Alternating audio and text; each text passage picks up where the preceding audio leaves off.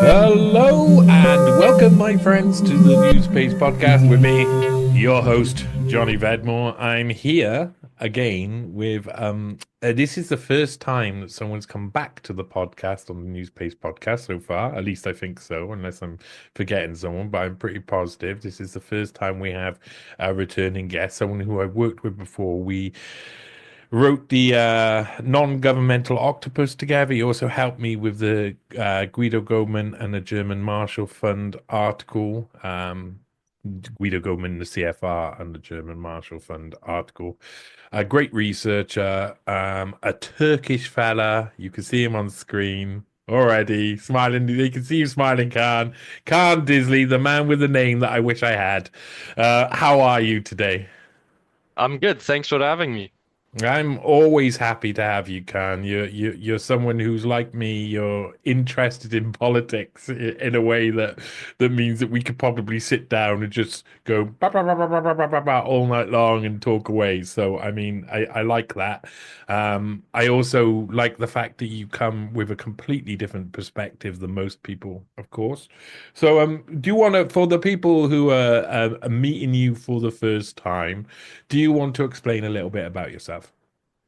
For sure. I am someone that's really interested in politics. I'm a student in France, in Paris, and I'm a master's student in AI research at Sorbonne University. And I guess next to doing computer science, I'm also very interested in politics. I've been interested in politics for since I was basically 14 years old, and I feel like I've accumulated at least enough knowledge to maybe sometimes speak about it in front of other people. Well, you do a very good job. I mean, I know that I don't wanna, you know, give away your age, but you're if I was able to speak at politics at your level, when I was your age, then I would be much further along now than I am. It's you're very impressive. And of course, that's not a surprise when you go to a school like the Sorbonne. So you say what is your master's that you're studying now? You say there's relation to artificial intelligence. What are you actually studying? Well, exactly. It is a master's, and I did my bachelor's in computer science, and my specialty in the master's program would be AI research, decision making, logical representations, and everything that relates to, you could say, data science as well. I'm just a first year student in the master's program, so I'm no expert in the subject, but hopefully one day I will become at least proficient in the field. Not to tell on your professors on how good they are. Don't give the game away too much if it's going to get you in trouble, seeing as you're still doing the course. But what's it like studying AI? And studying like, the ideas of it. Do they talk about the dangers much, or do they only kind of concentrate on the benefits and the possibilities? Well, it's just a very technical program, so it doesn't really have much to do with the pros and cons. It's just you do this Mm. in a certain manner. This is what you need to know. This is what you need to do. There isn't really, at least I haven't taken an ethics part of this course yet. Mm. So do you think that's missing out of these courses, or do you think that would just be counterproductive for people who want to learn about how to program machines for machine learning, etc.? Do you think that it's just like, a case that this is just, you know, is kind of irrelevant. AI revolution is happening whether we like it or not. It's going to go in whichever direction the policymakers send it in. And do you think that you need to learn much while you're doing AI? I mean, it's not like you can do much about it. So do you feel that there should be a more ethical component to it? Well, for sure. It mu- it's the same with any other subject. AI is a very powerful tool, and it can be used for good or bad. And learning about the history and learning about the current state of the art technology and where it's actually used, because people know that it's also used quite often in the military context. So I guess it would be quite useful to have some sort of ethical approach to this as well, because we don't know what it really is going to lead to in 5 to 10 years. And many people say what you want to say about Elon Musk, but he has also warned about the threat of really fast developing AI technology.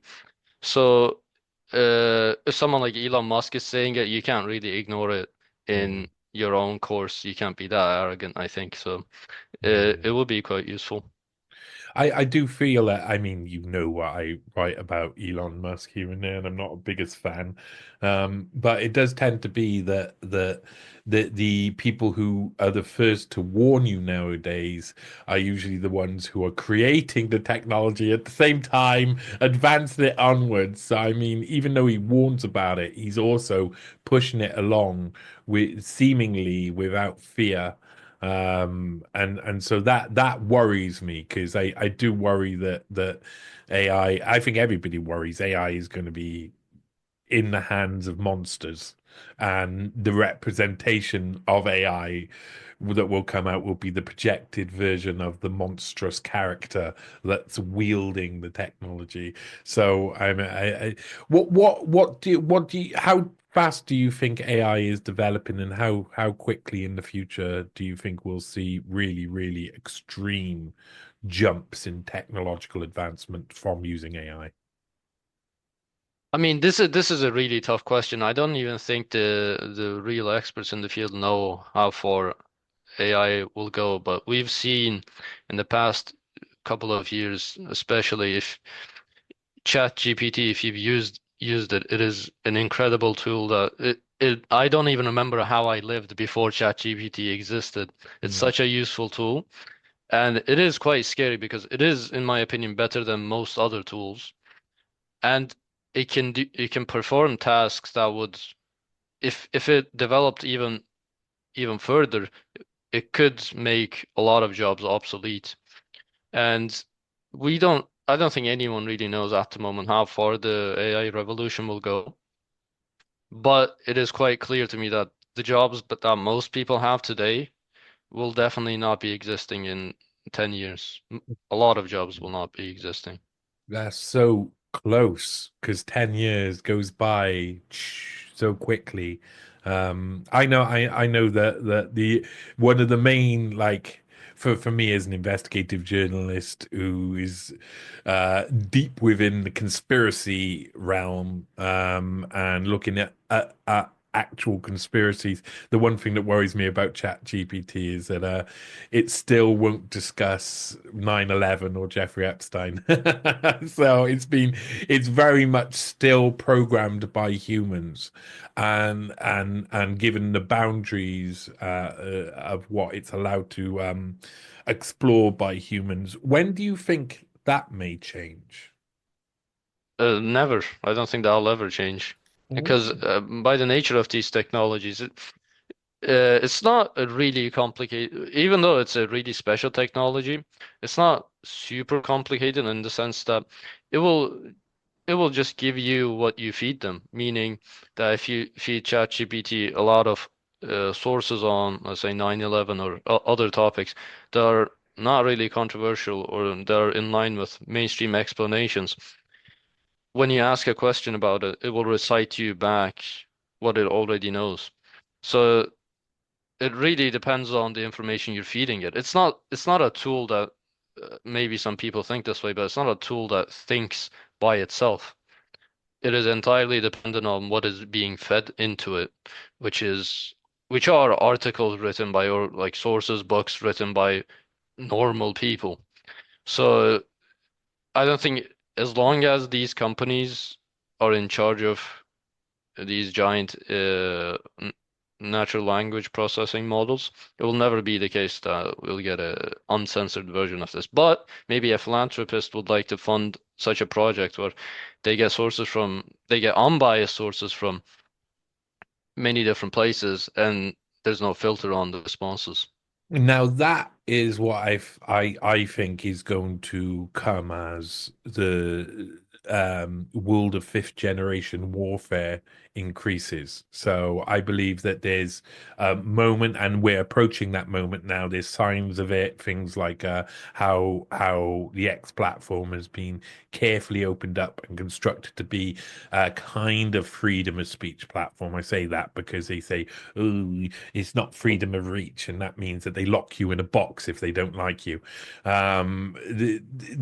I think that there's an element that in the next 5 to 10 years is going to be, especially probably in the next few years, there's going to be an opening up, like flooding the zone with information instead of restricting information. What would a model like or a system like Chat GPT be like if it was not if it was given all of the information and allowed to be opened up? Do you think that it could potentially take the place of many investigative journalists if it had all of the information? Sadly, I think yes, it could, it really could, because I mean, these AI models have such an understanding of the content they're consuming better than neither of us could really consume the entire content of the internet, but these models can, and they can make connections. Because what we try to do is we read multiple articles, we read hundreds of articles, and we try to make the connections. They can do this in under a minute. So and these are tasks we do in a month. So, but on the bright side, this is actually quite useful now that as an investigative journalist, all you have to do is find the proper sources and prompt the language model with the correct prompts, and then you get the connections you need. And this would mean that things are more in the clear, in the sense that if there's a connection between certain companies and certain illegal activities, and you happen to find articles that mention this, and you happen to feed it into the language model, you don't have to do the way we do it. You trace one person to the other person to the other person. The AI model can much more easily do this. Yeah, yeah, that's both concerning and hope, like full of hope as well, because I mean I know that I use and interact with the information and the data that we gather in the world of investigative journalism in a way that suits my ability to in relation to the technology and the advancement of the technology to gather such information and present it in a clear way. If I could gather information quicker, then I would be asking probably different questions, but still, being able to explain to people something, because I find AI is of course is a computer, it's computer models, so they're detached from that humanity. You can feel they've taken out the humanity. So I mean that's something that humans will always be able to do better than machine, probably, is to give the human touch, though machines can eventually mimic that. I find this a very interesting. I mean, we're not even officially, we're going to be talking about foreign relations. We're going to be talking about a lot of the world politics currently as it is, especially in relation to Turkey, Russia, Israel, Iran. But starting off on a topic like AI is very relevant to that, in that sense, isn't it?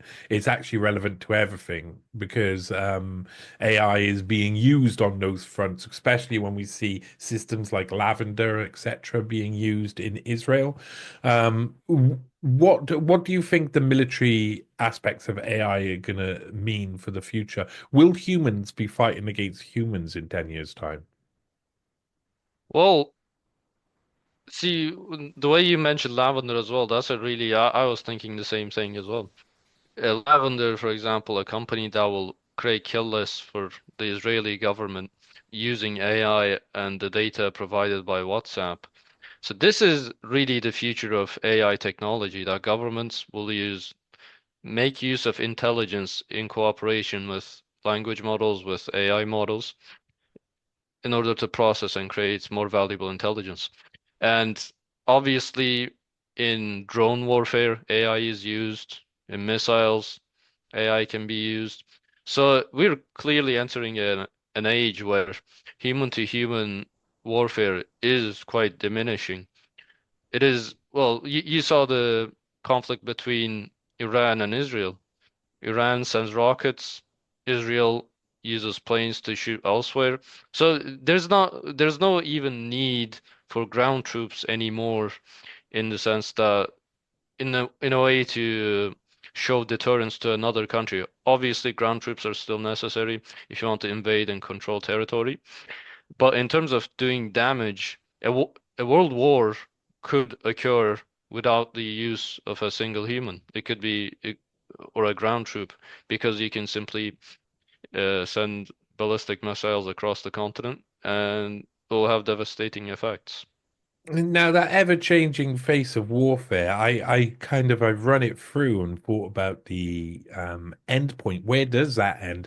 Does it end in a place where one AI model built by some defense contractor or some na nation states intelligence infrastructure or military industrial complex infrastructure, does it end with those entities making the model that can break all other models and undermine every defense system in the world? Well, I don't think it's that simple, really. It's an arms race for data processing. China, America, Israel, all these countries want to, because they have immense amount of data. That's one of the problems as well. There's a problem of differentiating between good intelligence, bad intelligence, and the intelligence that will lead you to make correct decisions. And you need to sift through all of this intelligence. And normally what has been done is by it's just officers that go through all of this data and try to evaluate how valuable they all are. But this has been it is now a lot easier with AI technology that can go through all of these datas.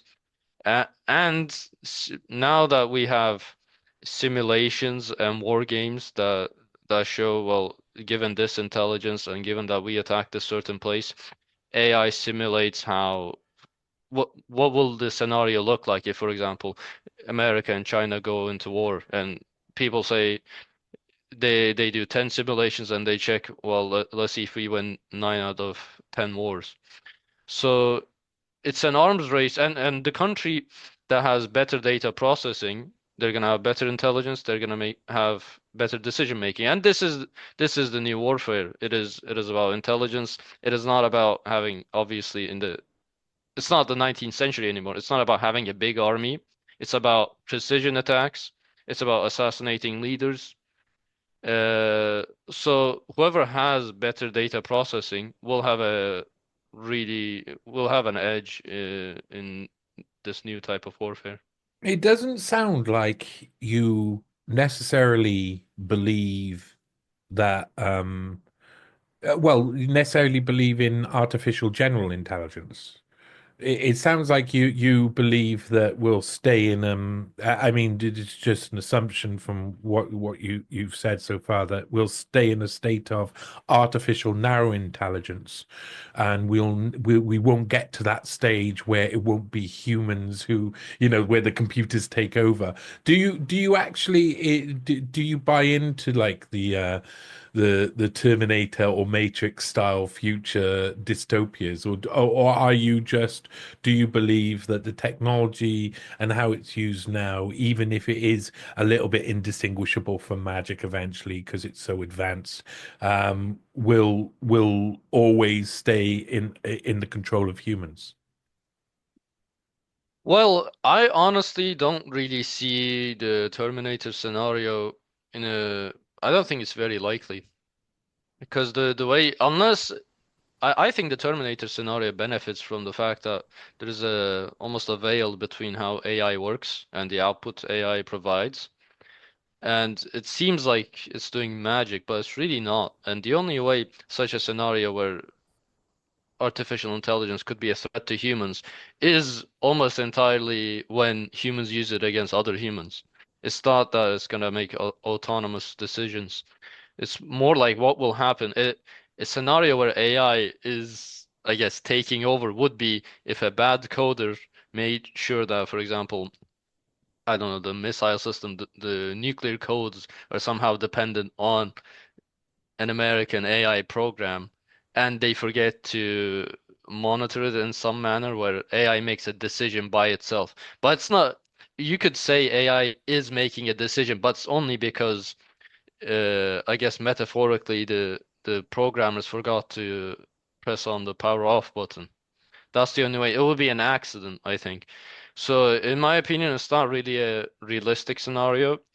But we'll see if there's something that I don't know. I'm willing to admit I'm wrong. But in my opinion, even as advanced as it is now, I don't think it's anything close to what people refer to as general artificial intelligence. Well, I mean, the powers that be, because we were talking about the big wealthy man above it all, Elon Musk, a little bit earlier, and he's someone who claims that this is going to come at some point. The the other people like Kissinger and Schmidt also posited that AI was going to be something that we will not understand why we should do the things it's telling us. It's almost like a transhuman god created by humans, and I like the idea that that isn't going to be a possibility of the future. But really, is AI potentially a way that we are going to be tricked into thinking that we're in the Matrix or Terminator, like Schmidt or Kissinger kind of insinuated, and in actual fact it'll be humans behind it the whole time?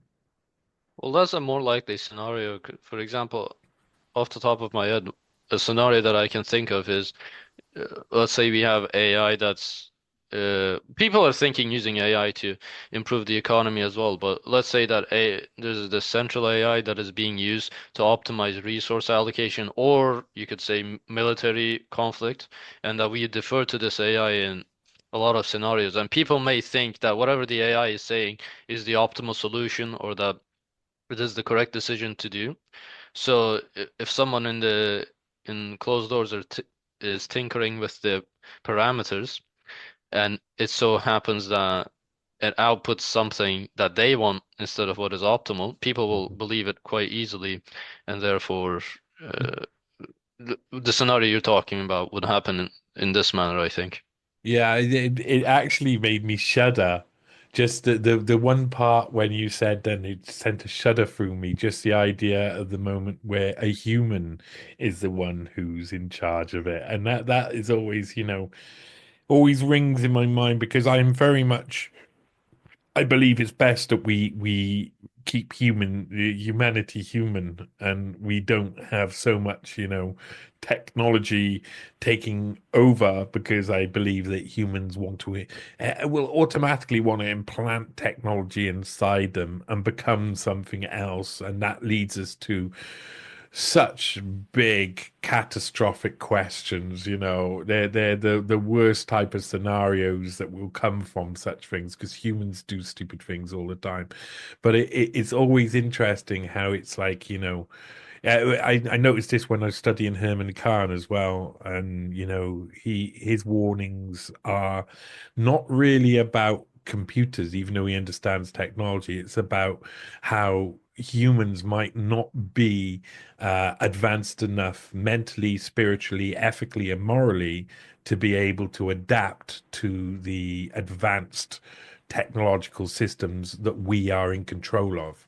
And so that sounds a lot like what you're saying there, that if there's going to be any issue with AI, it's probably going to be humans who don't press the button or do press the button inappropriately. And that's probably no different than it is now in that sense.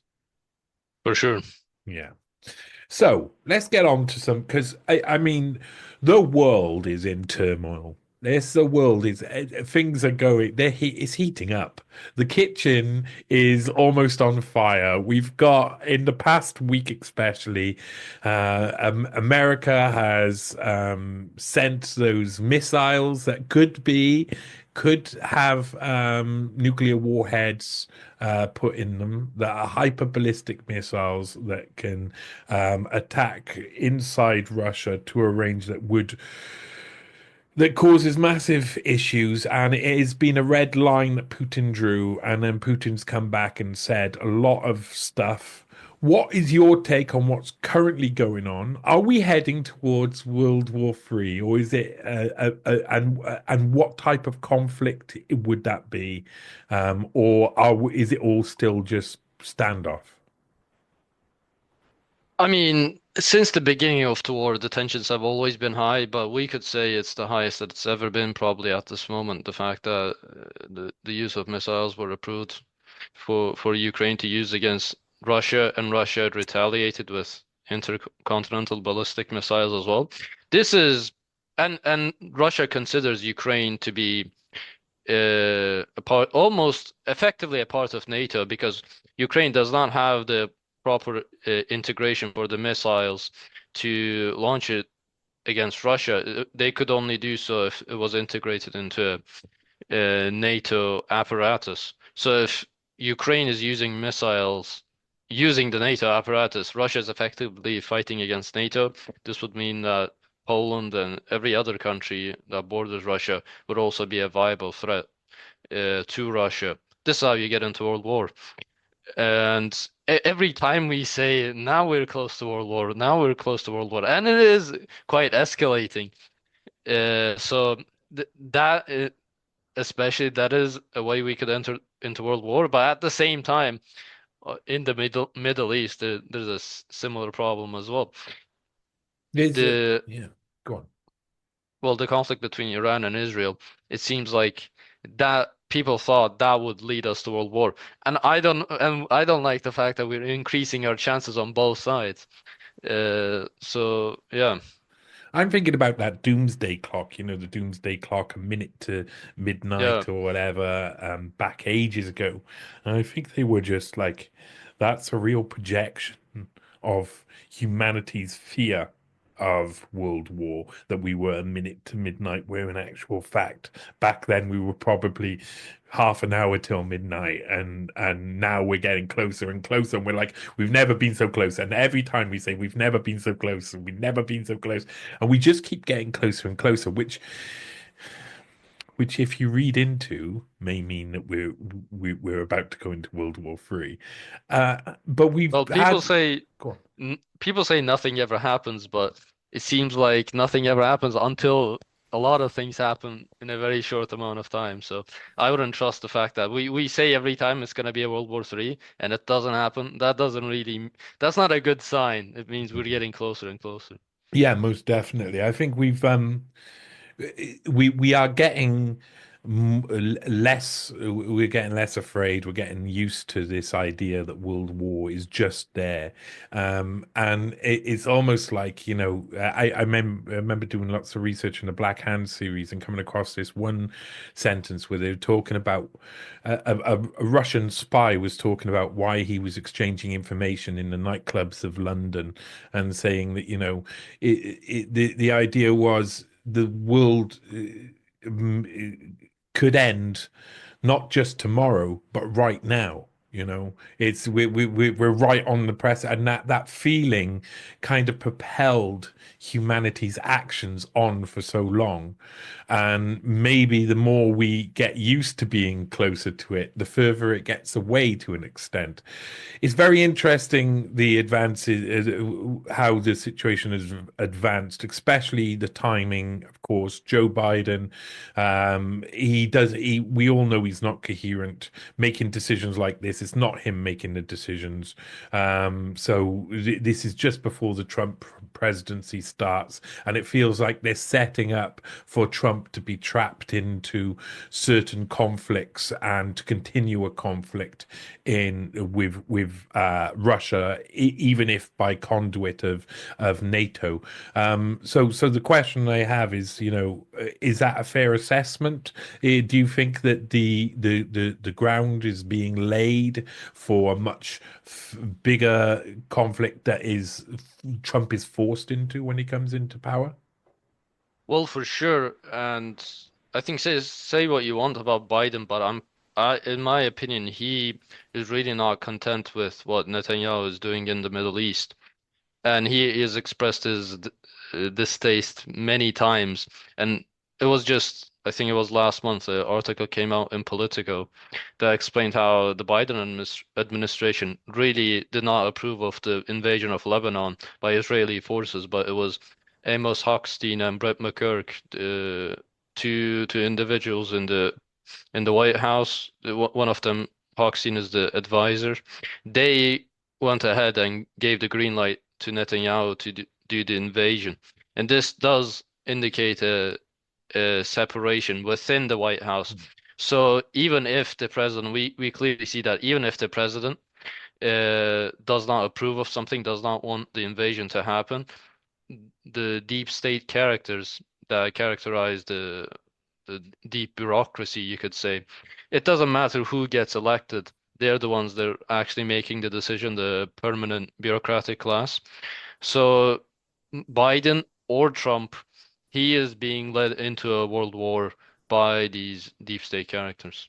So I mean, personally, because I mean, for people at home, like, I just want to say your ability your research, from my own experience, your research is well beyond your years, and your knowledge of this is seems to be like something that you really enjoy. You thrive on looking through the political situations and going from one step. And like I say, research wise, you're epic to work with because you Well, find the thank you. things. Well, it's awesome. You find the things that are just honestly astonishing. I remember when I was reading the policy document when we were writing a non-governmental octopus, and it was that policy document where it said there were 30,000 Western NGOs working in I think it was partly funded by the German Marshall Fund as well. Yes. And another organization I failed to remember. But that was just, that's a moment where you go, wow, there is the conspiracy. There is the proof of it in their own words. I always like it within their own words.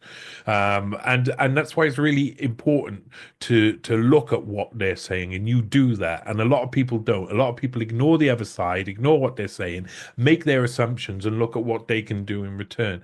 So I appreciate that. Do you believe that you're living in a time where we are approaching World War III right now? Then let's get to the nub of it. Yes, for sure. I don't think in the past,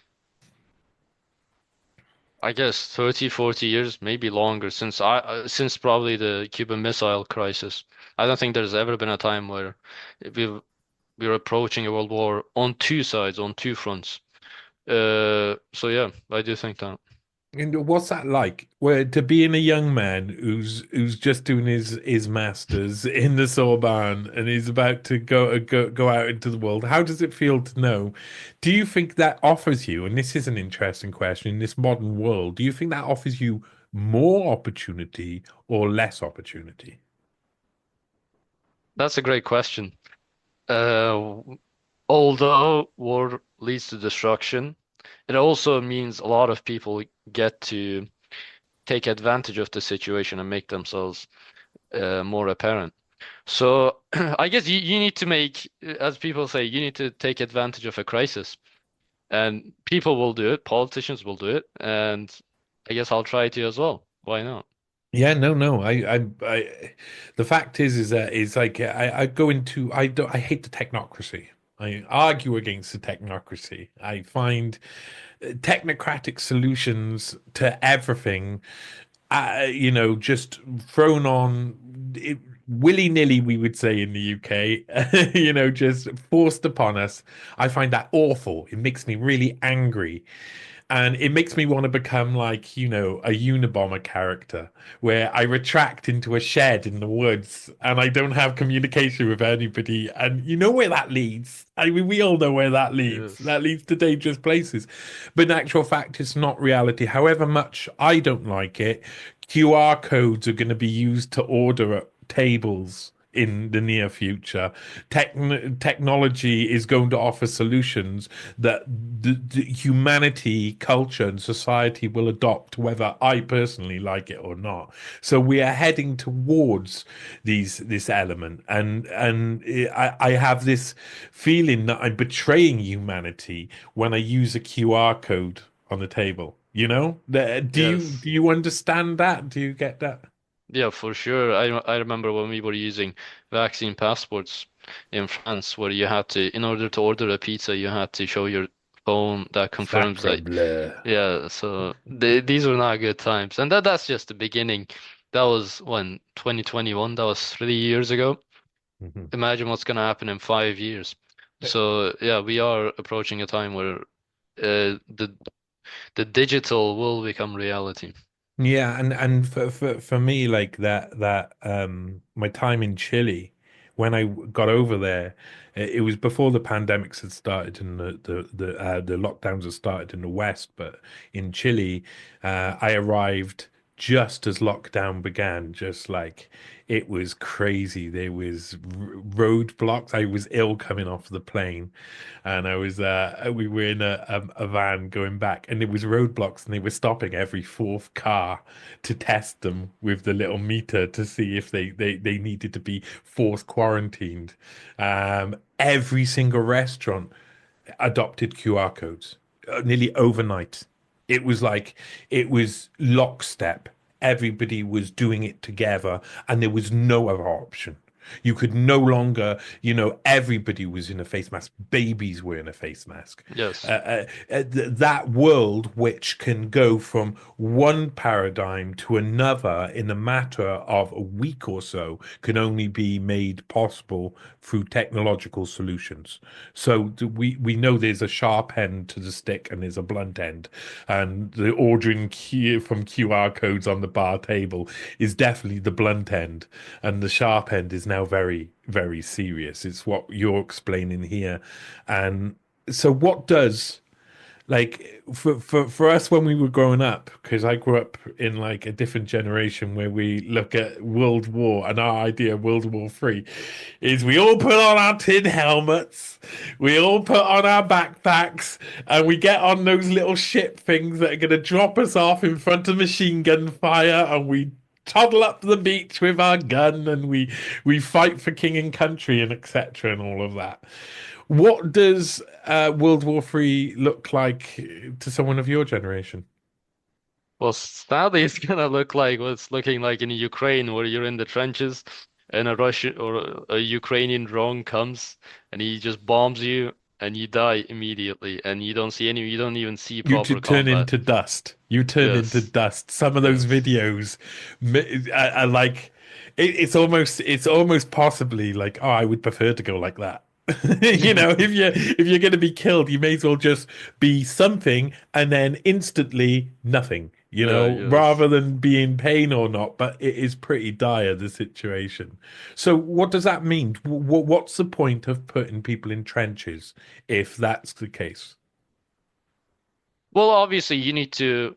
Drones cannot control territory, really. You still need ground troops to control infrastructure and control the border crossings. Troops will still be necessary. It's just that there will be a lot of cases where non-troops are fighting troops. Mhm. How long till robot troops? Maybe not that long. I don't know if people are talking about. I think Elon Musk is thinking about personalized like bots. I don't mean to Like, laugh or anything, and I've done a lot of work on Elon Musk, and it always comes down to, and what about this solution where men can have their heads ripped off by robots? Oh yes. Oh, actually, Elon Musk is doing that right now. No, but go on. Sorry. yeah, and well, consider that, but they're thinking of it in terms of like a personal service bot in your house. But you give that bot a gun, and it's not really far from going into the trenches. 100% shot accuracy rating. I mean, Yeah. can you imagine what the shot accuracy rating of a World War One soldier would have been like? Musket divisions in the 17th century were probably more accurate than machine gunners in the trenches, by a long way as well. So I mean, the technology is turning into something which is totally fascinating.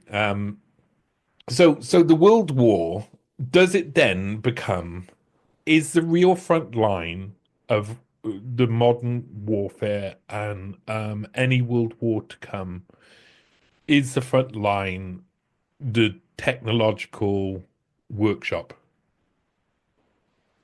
Yeah, for sure. So whoever has the better technology will win. But this does not really mean so it's a bit complicated because, for example, you see in the conflict between Israel and Lebanon that Israel has far superior technology, but Hezbollah is able to use these types of, I guess, guerrilla tactics where the ground invasion is really costly for Israeli forces. And everyone knows that Israel has the air superiority. They can bomb Lebanon whenever they want. But in terms of a ground invasion, Hezbollah is able to do these innovative, I guess, traps, and they have really good understanding of the territory and the forests.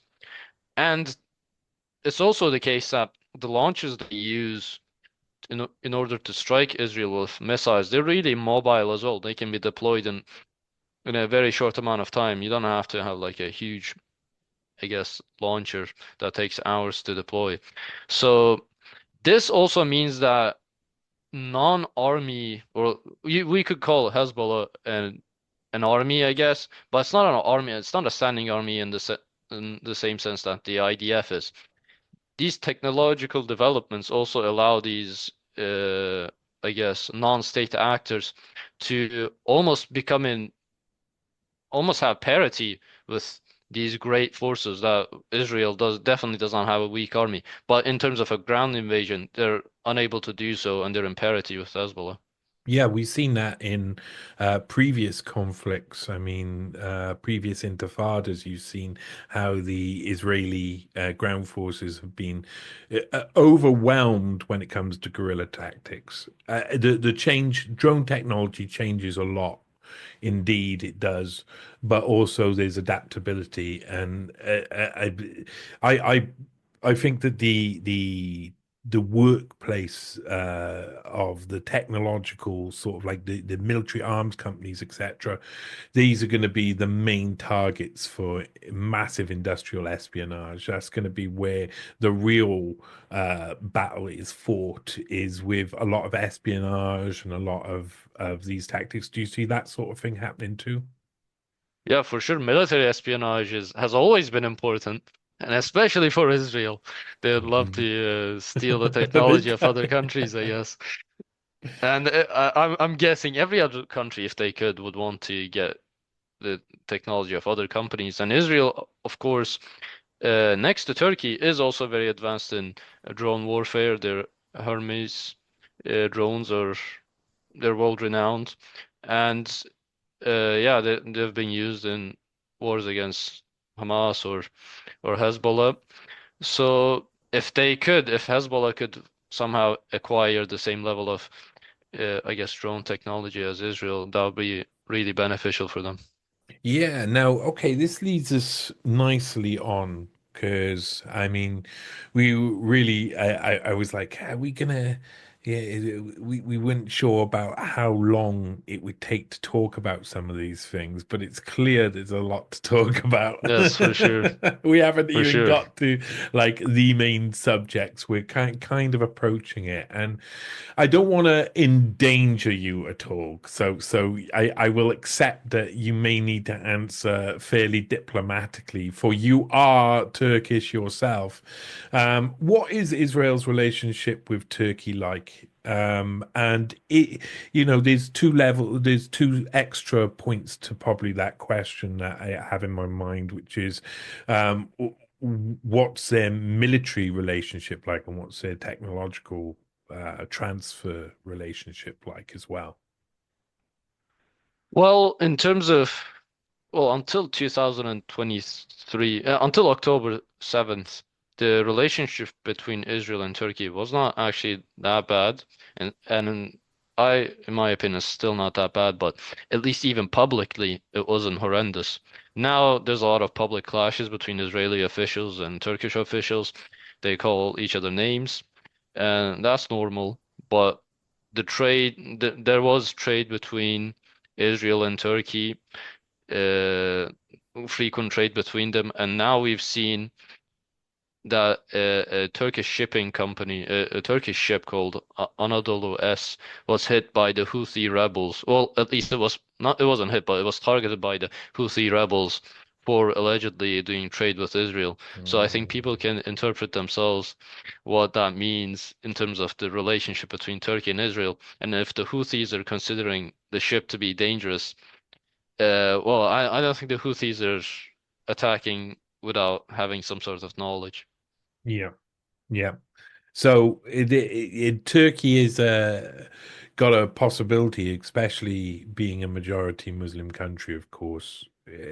Turkey has a possibility of getting a lot of backlash if it publicly works with Israel. Will that always keep Turkey from being allies with Israel, or is there a different future coming? Will because Israel, there's been a lot of Erdogan's talked a lot about you know in a threatening manner towards Israel, almost like if you don't stop what we're doing, we'll take action. But it all seems to be empty.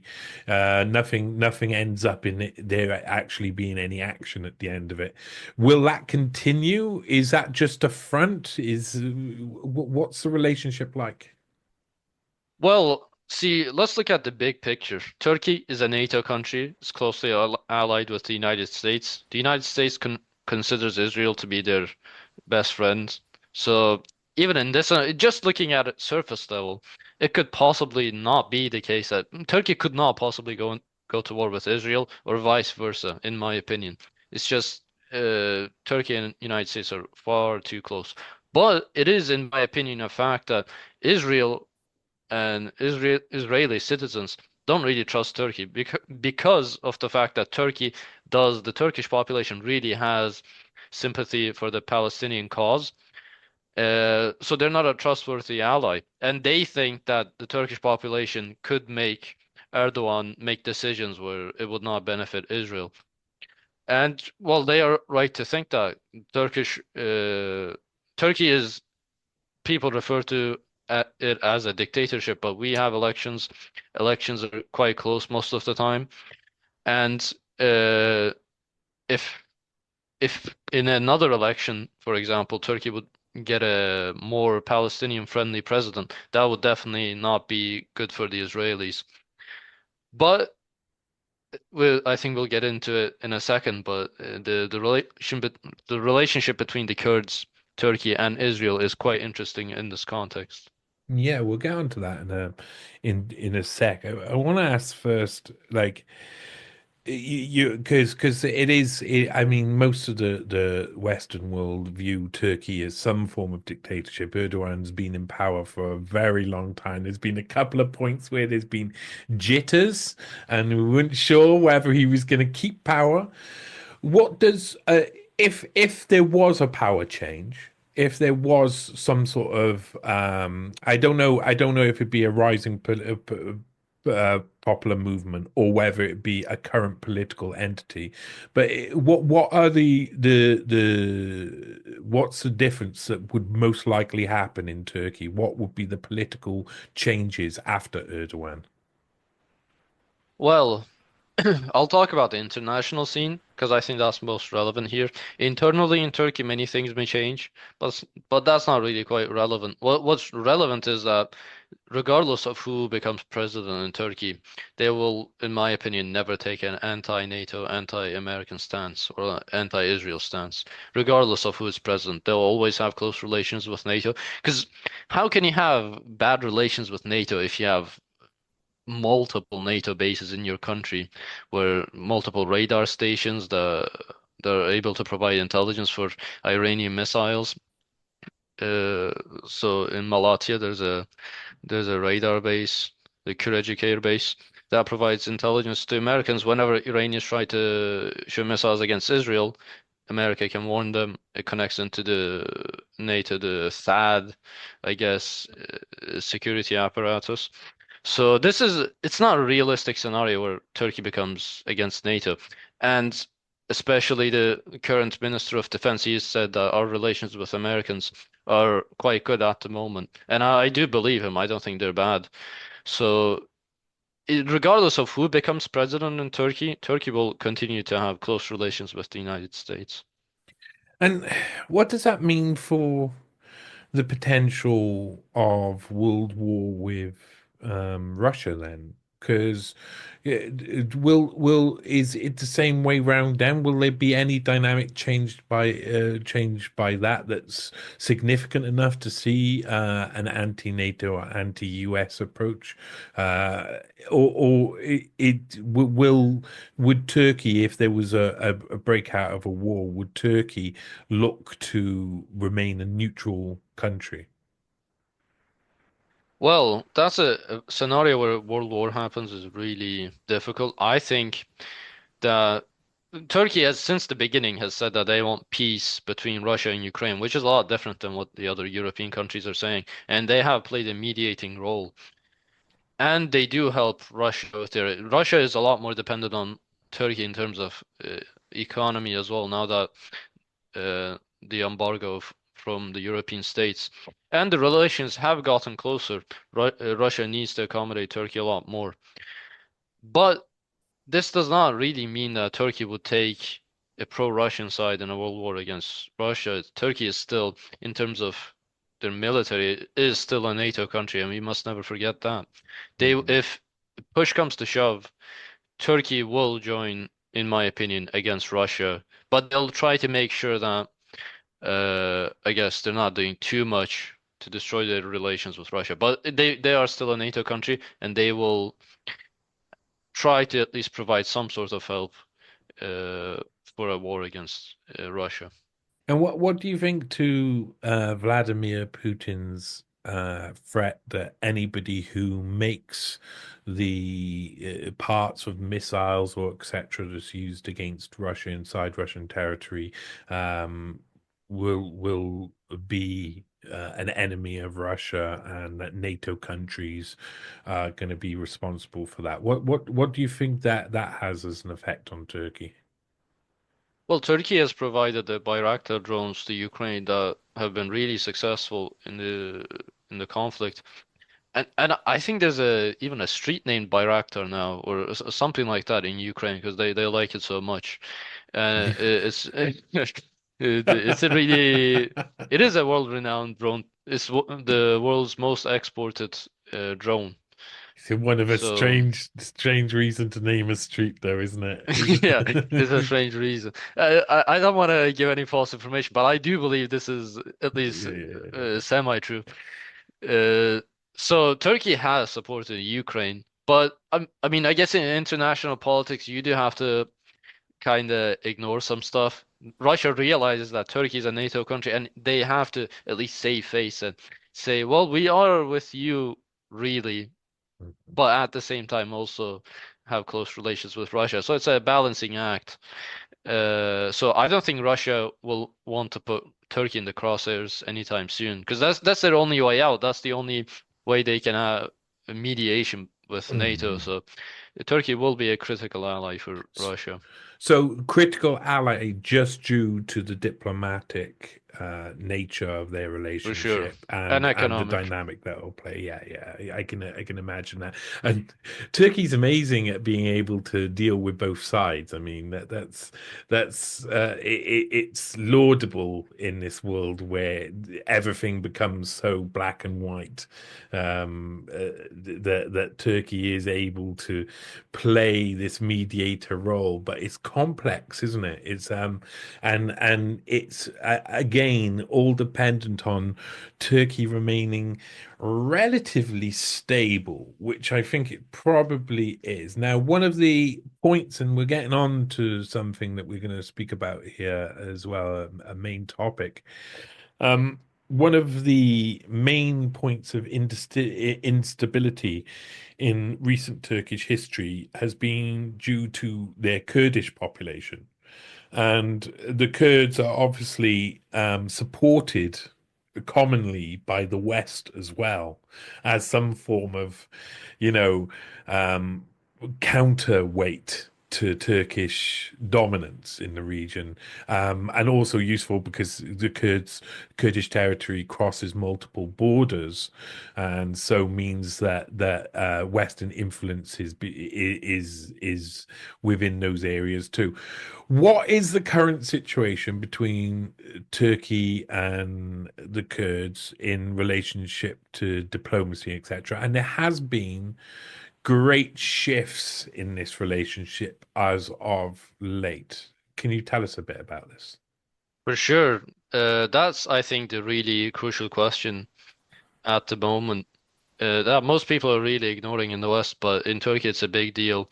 That in 2015, from 2009 until 2015, there was a peace process between Kurdish organizations, the PKK, and the Turkish government, where this is also called the Kurdish opening, where they try to give some, I guess, rights and privileges to the Kurdish population in order to create an environment for peace and reduce the amount of terrorist attacks in Turkey.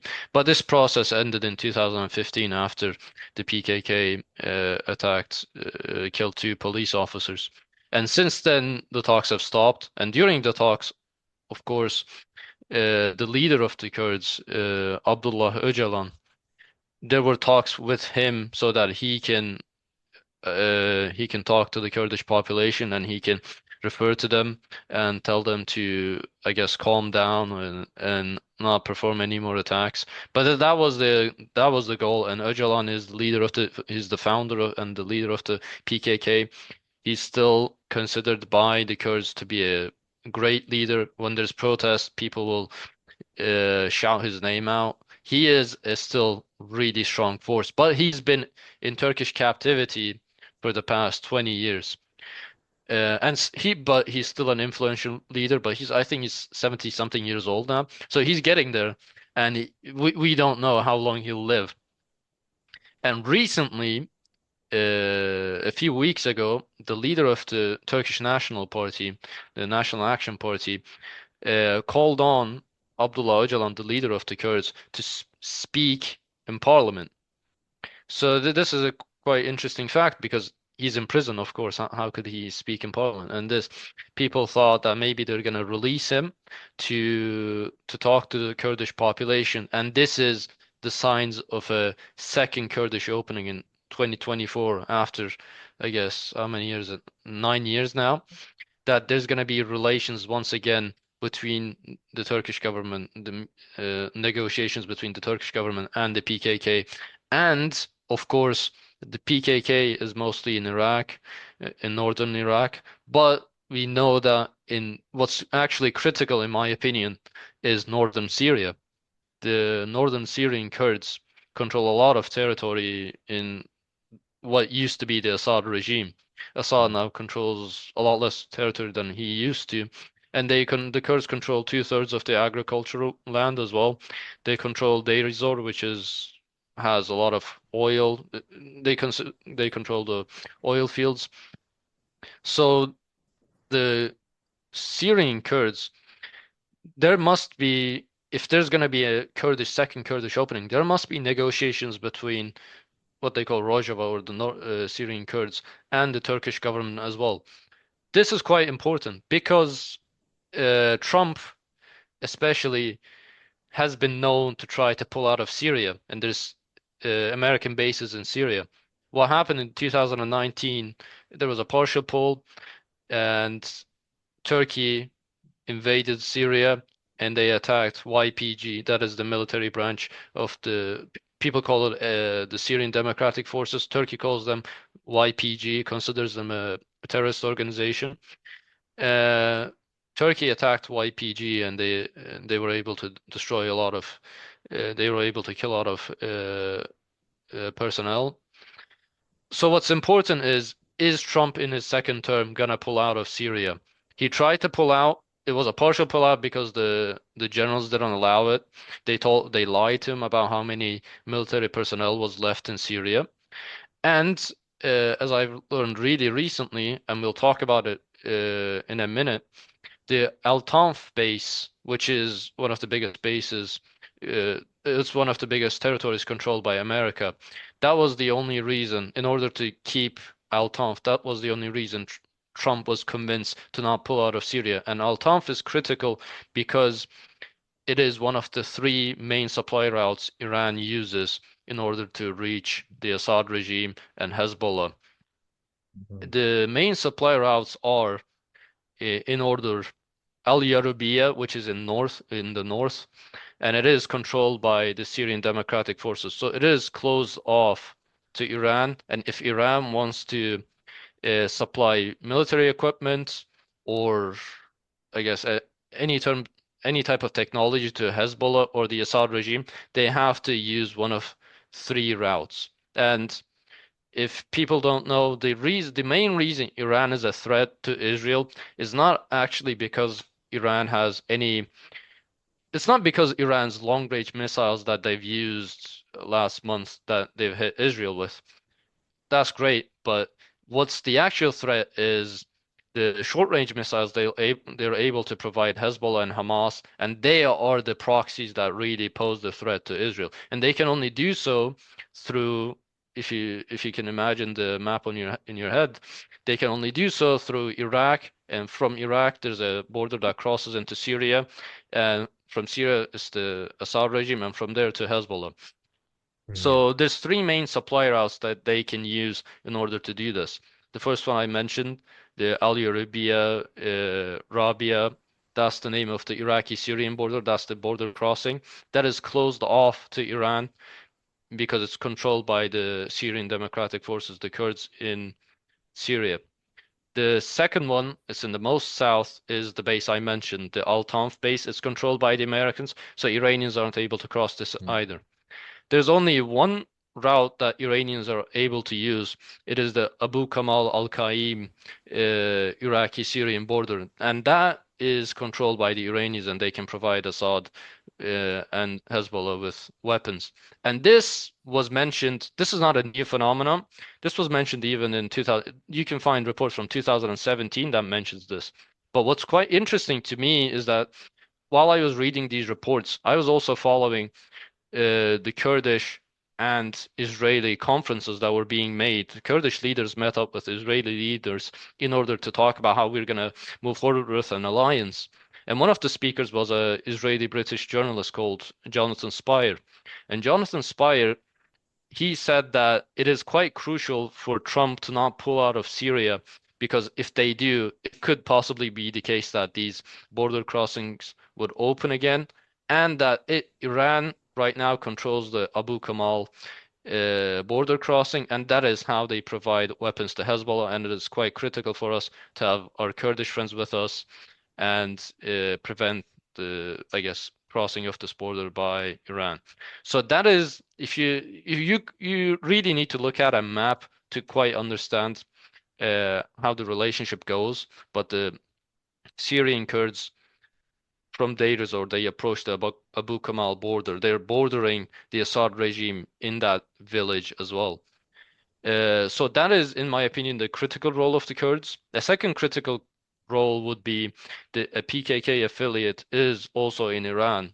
Kurds are in 4 countries. They're in Turkey, Iraq, Syria, and Iran.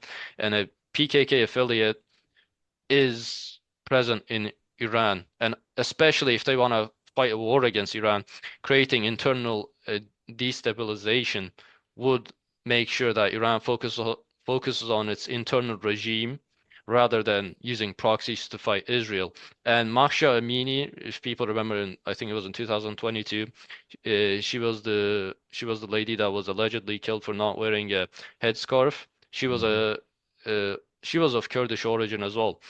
And Mm. Mike Waltz, in his book, I think it was called Hard Truths, he talks about this instance, and he says that he was really unhappy that they weren't able to provide enough support for the Kurds in Iran to create more of a disturbance in the regime, and that he says Mike Waltz, who will become Trump's national security advisor, he says that I wish we had organized support from the government. We could do so much more. They tried to use, he says they tried to use Starlink to provide social media access to these protesters. And then when he met up with the Iranian Kurdish leaders, in the United States, nobody took him seriously, and he was very upset by that. And considering he's going to be in the new cabinet, we can really expect anti-Iranian American regime, which also means that Trump will probably stay in Syria. And this is quite, this is the critical matter here. Will Trump stay in Syria or not? And all the indications show that he will stay in Syria because the cabinet he chose in 2024, in my opinion, is more of a hawkish cabinet than 2016. Mhm. You look Mhm. at the Secretary of Defense, Pete Hegseth, you look at the Secretary of State, Marco Rubio. Pete Hegseth says that he wants to build a third temple These in are near the, extremists, man. yes, They for they sure. they they they're stocking them up with the Ziohawks, and I Yes. think yeah, we it's an amazing it's amazing time. Do you? I mean, you probably I don't want to make you get Americans angry, but there's going to be a lot of Trump fans who are going to say, but these guys will make America great again. Do you think that they are going to end up just in lots of war?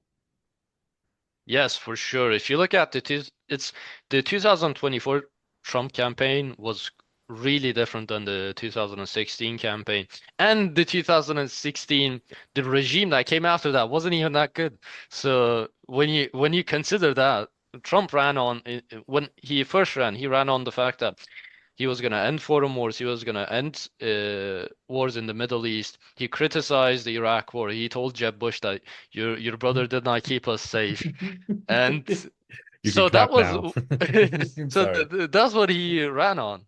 And even then, he couldn't pull out of Syria. He ended the Iran nuclear deal. So now that he's running, he ran on a campaign where he talked about Iran a lot. And he said that Iran should really stop messing with Israel, and that there were also reports of allegedly Iranian assassination plots against him. I think it turned out that two of the three plotters were Israelis. Mhm. So the tensions between, considering that the campaign itself really was not non-interventionist.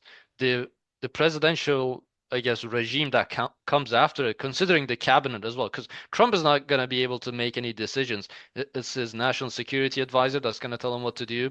It's going Mhm. to be Tulsi Gabbard, who's going to be the director of national intelligence. She also thinks that the number one threat in her book, she says the number one threat to American security is like Hezbollah terrorist cells. So this woman was also considered to be like a non-interventionist, a critic of like foreign wars. The entire cabinet is filled with these people. And I Manufactured think, antithesis. yes, for sure. Yeah, that's what I mean. Tulsi Gabbard, Robert F. Kennedy Jr., Elon Musk. They've all got this manufactured antithesis of Hegelian dialectical that's been perfectly formed so that they can pretend to be the opposite when they're actually, as soon as they get power, they're going to do exactly the same thing. Even worse, they'll do even worse. They'll do the opposite of what you'd expect them to have done 10 years ago. And that is just, if we get peace talks and Trump the peacemaker this time, I will happily eat my hat, as we say in the UK. I So will will, I. So will I. yeah, I will happily eat my hat because we are looking at something that looks like war with Iran, and so in that case, will if that is true, if that's what comes, is a second Trump presidency a continuation of George W. Bush's war on terror? It seems so, and it's going to be more hawkish on Iran rather than Iraq. And I think all the people really don't want to hear this fact, but it's truly the Trump out the I guess the silhouette of Trump running as an anti-establishment candidate was really over in this campaign. The people that supported him, he took millions of dollars from Miriam Adelson, the widow of Sheldon Adelson, and of course these people, Miriam Adelson, the only thing they care about is Israel's security. These Mhm. people are Israeli citizens, so. Uh, and now today, I think it was Scott Bessent. He became the U.S. Secretary of Treasury, and that guy is he's an apprentice of George Soros. So so, so what's funny is either they're neocon hawks, Mhm. where they want to fight with Iran, or they're just the opposite, which is like a George Soros apprentice, like international type. So I don't know how anyone that voted for Trump could really be content with this. People are acting like it's gonna be a Mhm. now everything's gonna change. People are really optimistic, but you look who's around him, and the only thing people should be, I guess, more optimistic about, which is not a guarantee, is the war between Russia and Ukraine. It seems like Trump will dial that down because it is known that Democrats are more hawkish on Russia and Republicans are more hawkish on Iran. So I think we may see a shift from Russia, from the conflict in Ukraine towards a conflict in the Middle East. Is that what the is that what the Democrats, as they come to the end of their power in America, is that what they're trying to prevent? Is that why they're supplying these missiles to Russia? Is it or is this just a deep state play rather than a presidential play? That's a difficult question. I don't know if Biden, I don't know if Biden cares about anything anymore, but I would say it's part of of a deep state play. And well, an interesting thing about the deep state is that, for example, Pete Hegseth, he thinks the now, or I guess to be Secretary of Defense, he considers the military to be filled with all these Democrats. And he wants to really empty out the military and fill it with people that he wants to, so that, well, it's in line with the, I guess, the conservative agenda. So he really wants to change, I guess, the bureaucracy as well. That would indicate that, yeah, the war between America and Russia would be less likely under Trump, even though I don't think it's a guarantee. It's amazing. There's so much to think about there, and so much. I mean, especially this. It's it really is such an important region, isn't it? Where you've got this crossover between the powers of Iran, Iraq, Syria, the Kurds in between, of course, uh, with the Iran trying to supply Hezbollah. And is do you think that there will be any chance that Syrian-Iranian relationships will align so much that they will start working together? Syria and Iran? Yeah. I know Y- it's a hard thing to sort of like imagine, but do you think that their relationship will become much closer towards a point where they are military allies? Well, I already consider the Assad regime at least military allies with Iran. But what's important is, and this is what in there were national security reports that they were really concerned about the fact that if there was a pullout from Syria by Trump, that the Kurds would start becoming allies with the Assad regime, Russia, and Iran. So and as people know, the Kurds were supported by Americans. The YPG was supported by Americans militarily to fight against ISIS. But if America is no longer there, they might have to form alliances with the people that are going to actually stay there and inhabit the region, which is Iran, Syria, and Russia. So they are really afraid of that, and then they think if that happens, as I said, the Al Arabiya border crossing may reopen, and this would be really dangerous for Israel. But it is quite a difficult task because many Kurds really want Israel's help. They're willing to form alliances with Israel, and they trust America, I guess. Even though they don't really trust America, they find America to be their only way of forming an autonomous region, I guess, in northern Syria. So I find it hard to believe that Kurds will become allies with the Assad regime. If the so and if Iran was to fight America on Syrian soil, what would that take? How long away would that potential be if there's a war between America and Iran? Would Syria, what I'm trying to say is, would Syria and Iran have to become almost linked militarily to defeat them in the region? Because Syria obviously isn't able to push out the Americans. Is there something, what's the moment where that relationship changes? Well, see, in my opinion, the Syrian army really is not in a position to help Iran in any type of war. And even in Syria, in the Syrian civil war, it was actually Hezbollah personnel that really was able to fight the anti-Assad forces. And Iran, they have their own personnel in Syria as well. But what they also have are what people call the proxies. But for example, the People's Mobilization Forces like the Kataib Hezbollah, the Hezbollah from Iraq, not Lebanon, which are armed by Iran.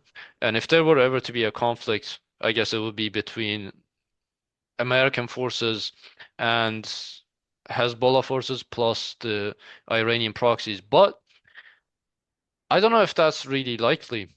I don't know if I see that as a likely scenario. So you don't see all-out war in that region. Uh, so I'd like to be optimistic, and Yeah, okay, all out war isn't very and optimistic, but I World think War the Three, more. I'm wondering what that looks like. And this map looks a little bit like there's a couple of allies that will get closer and closer as the crunch comes in. And the war on terror, George W. Bush's war on terror was the axis of evil, this Yes. Iraq, Syria, Iran thing. And that it seems to be now we're coming to the end. We've had Iraq, we've had Syria, we're coming to the next stage. But this is during a time where there's great instability between um, Russia and the West, which may change the dynamics, may change how much of a war we see. But I'm just very interested to see when's the point when it becomes all out war on the ground. And can that ever be again? Or will that just be a case of lots of drone technology being made to make it impossible to have a standard war of the past? Do you see any situation, if you would not be so positive, Khan, Hmm. Yes. and you were to look at the I'll be negative, pessimistic for a second. what do you think that there could be all out war?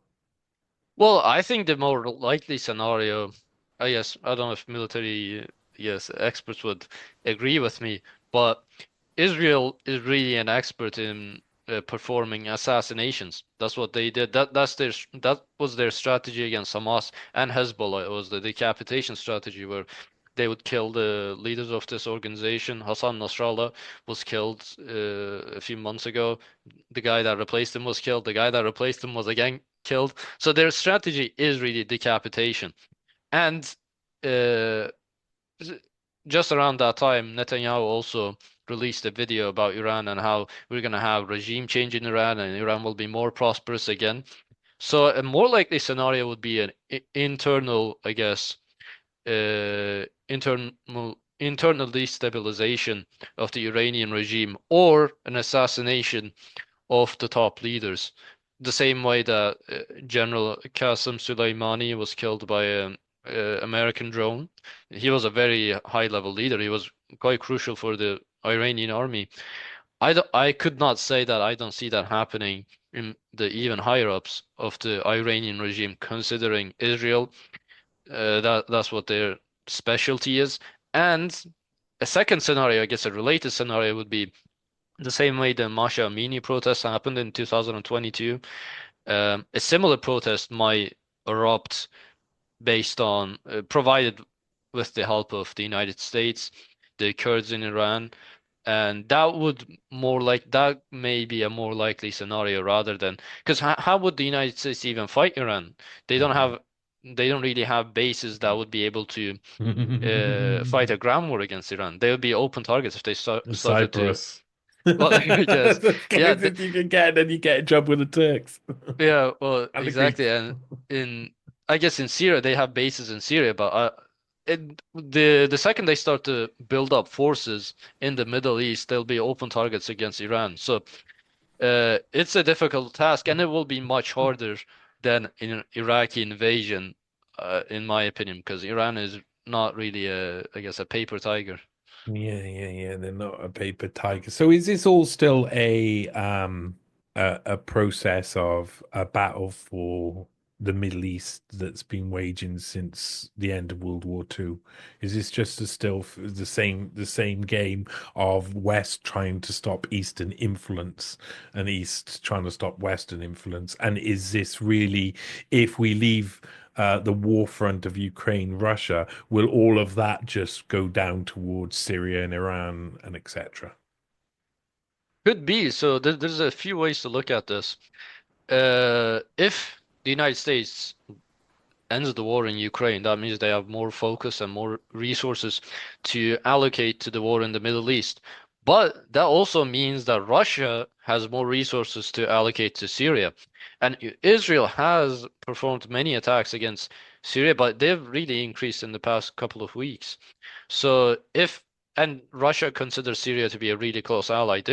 Iran is not an enemy either, but the relationship between Syria and Russia is a lot closer.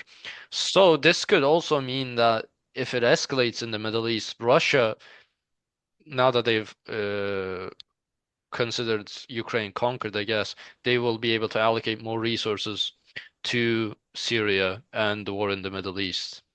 Mm, that's amazing that we're still going through this sort of wow, this sort of like world affairs that has been happening for donkey's years. Donkey's years again, I'm using a British term. We're seeing the same situation continue, but it kind of like moves about the board a little bit, and the front line is everywhere from the Baltic states all the way down to where we're talking about now and the Middle East. So, what is your vision of the future if you're an optimist then, Khan? Come on, t tell me something good. What do you think could be a good outcome out of all of this? Could Trump come in and be if he was the peacemaker, if he was, what would he do to get peace?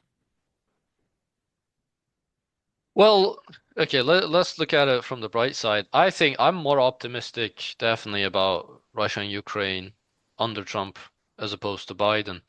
And I'd consider it like 51% to 49%, maybe even more, 60 to 40, that Trump does end the war in Ukraine. That's a positive development. That just means one side of the World War III equation that's gone. So that's a positive development. Another positive development is I don't think Israel is able to invade Lebanon anytime soon. They've incurred a lot of casualties, and I think they've bitten more than they can chew. So that I don't think is gonna happen either.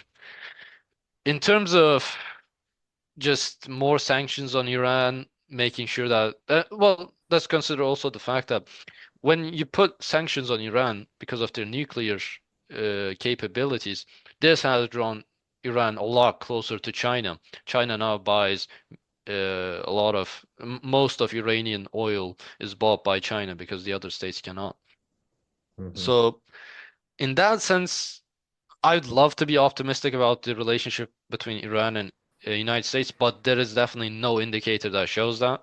If Trump, the only scenario would be, which is, I put it at 1%, I guess, that Trump wills it enough to say to his generals and his national security advisors, I have to, people expect me to draw from Syria. This is what I have to do.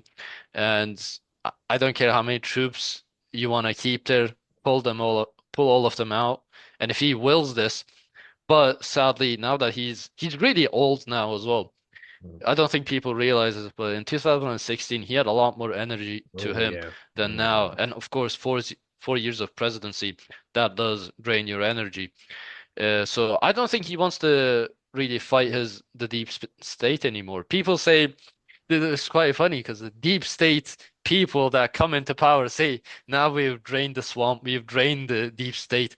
But we're talking about you. You're the people that we're talking about. Yeah, yeah. So I find that fascinating. Watching American politics is always fascinating. It is very much a TV production of the highest quality, there to sway you backwards and forwards and constantly distract you from the deep state, which is what all of these guys are doing that for. And so it is very much a symbiotic relationship. The deep state and government work in alignment. And if government threatens the deep state, then, well, we know what happened to people like JFK, they end up in a bad way, you could say.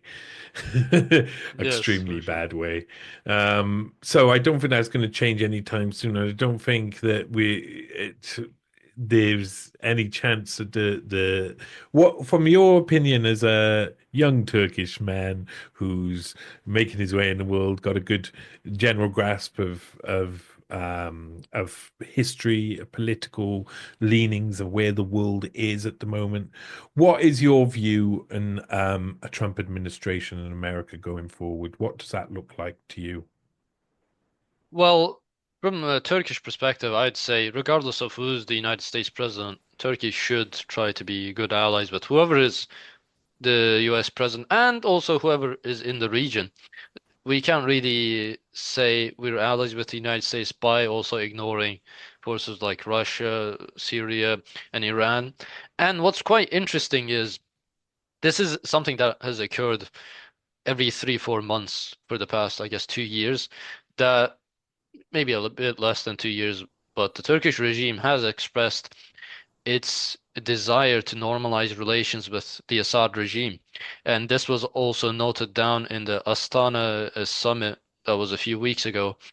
And this is really interesting that Turkey wants to normalize relations with Assad, but the Ministry of Defense said that it's obviously pulling out of Syria is not in the cards, and Assad has not taken this proposal seriously because he wants Turkey out of their soil. He considers Turkey invade to be an invasive army, and he says unless you pull out, we're not going to sit at the table. And the Ministry of Defense says, well, pulling out is really not in the cards. We want Assad to agree to a new constitution and a new Syria. And he also says that the Free Syrian Army or the Syrian National Army, as it is called today, will become the new Syrian military once there's a new, I guess, a new Syria. In the new Syria, the Turkish-backed Syrian rebels will be forming the Syrian army. So I hope to see a normalization between the Assad regime and Turkey. That would also mean the millions of refugees that are in Turkey, around people say different numbers, 4 to 5 million Syrian refugees in Turkey. They will be also able to return to Syria to their homes. And Assad has made calls to the refugees saying that I will accept you, and there will be no criminal prosecutions against you if you just return now. So I'd like to see that happen. And yeah, I think that's Turkey. Syria is a close natural ally of Turkey, in my opinion. We border them. We should have good relations with them, and hopefully in the future we will.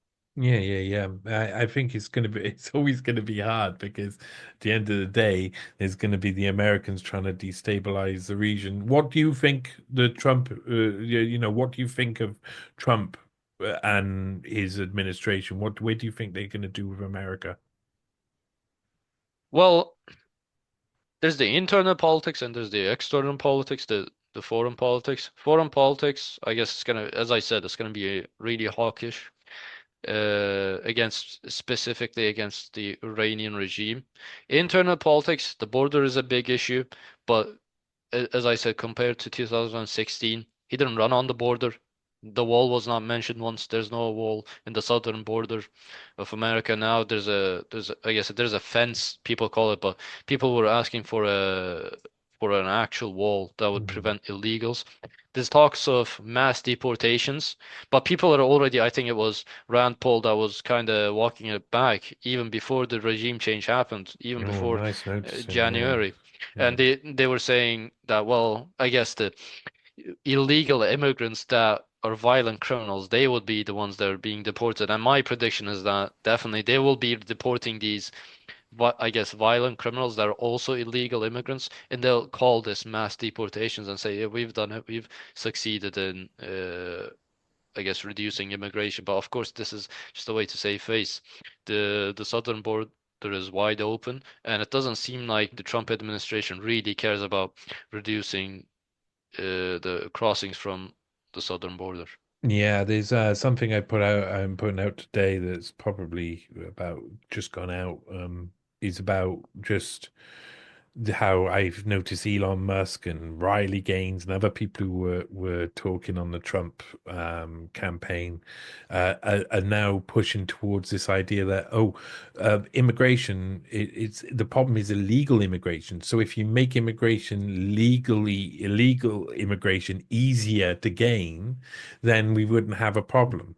And Yes, that's I did see that just, as well. yeah, that's just, yeah, so you're saying economic migration is what Trump's policy, that what the people behind the campaign want, or deeply involved in the campaign want, is economic migration legal, so that instead of them climbing over the fences, they just come in and get their passport stamped easier. And Yeah, well, exactly.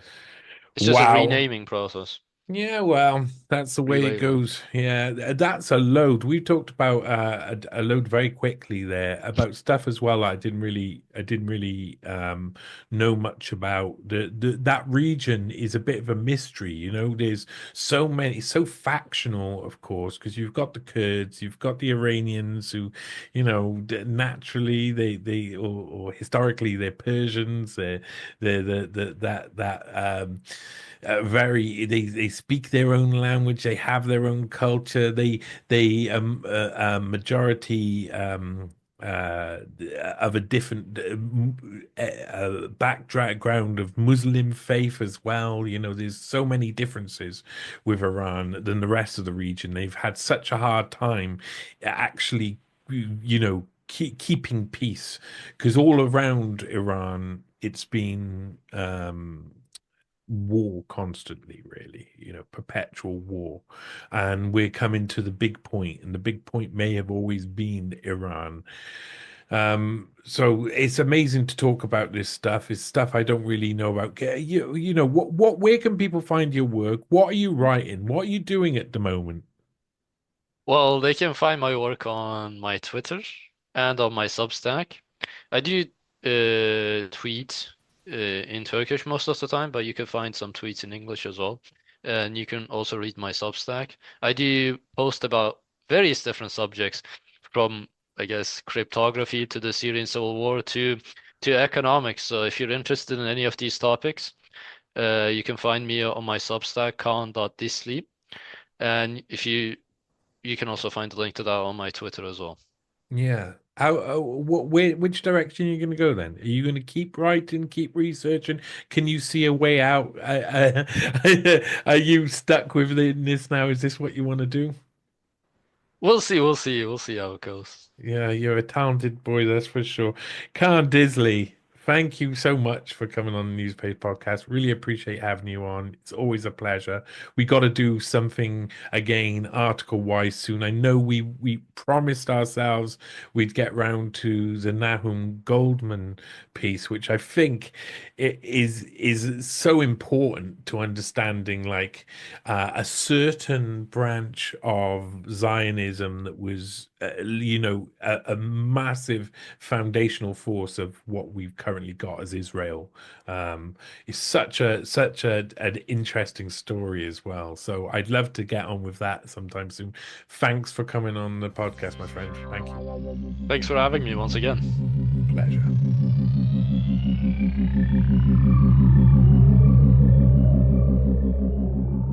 Shaping a great reset for the post-corona era.